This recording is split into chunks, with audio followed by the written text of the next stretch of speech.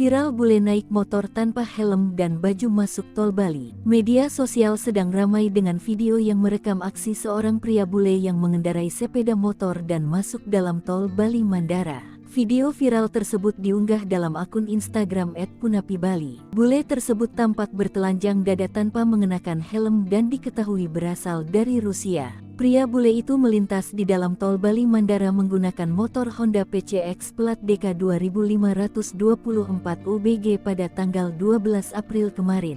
Diusut lebih jauh soal identitas sang pria, bule tersebut bernama Ivan Alexeyenko yang berusia 32 tahun.